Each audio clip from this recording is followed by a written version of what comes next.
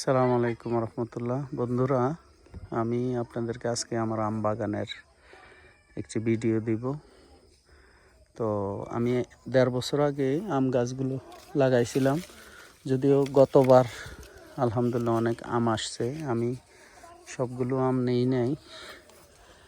এই বছর ইনশাআল্লাহ মুকুল ভাঙব না। এই বছরে এটা বাড়ি 11-র একটি বাগান। দেখেন,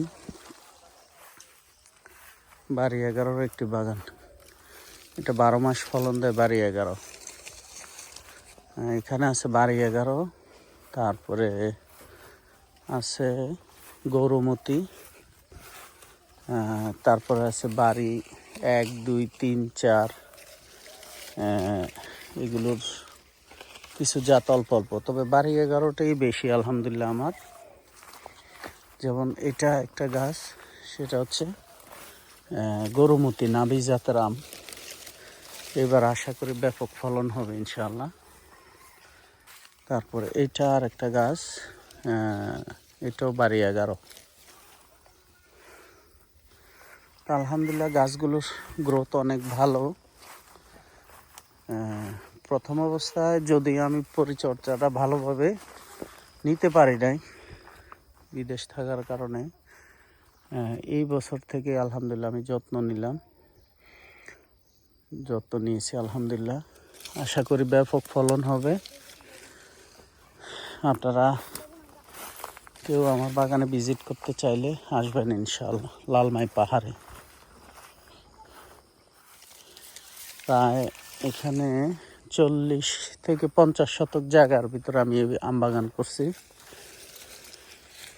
মাঝে মধ্যে কলা গাছ দিছিলাম প্রথম অবস্থায়, যাক কলা ভালোই হয়েছে। এখন আস্তে আস্তে কলা গাছগুলো কেটে ফেলবো, যেহেতু আম গাছ বড় হয়ে গেছে। ফলন যেহেতু এই বছর থেকে নিব, এই হচ্ছে আমার আম গাছের আপডেট।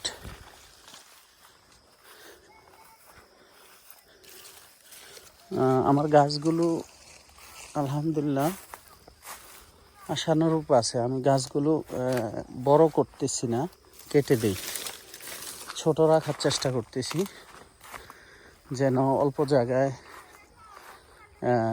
অধিক ফলন পাওয়া যায়। ছোট গাছে ওই সিস্টেমে হাইড্রেনসিটি পদ্ধতিতে। তো দোয়া করবেন সবাই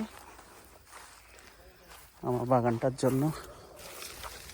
আজকে 1.5 বছরে গাছের এই অবস্থা।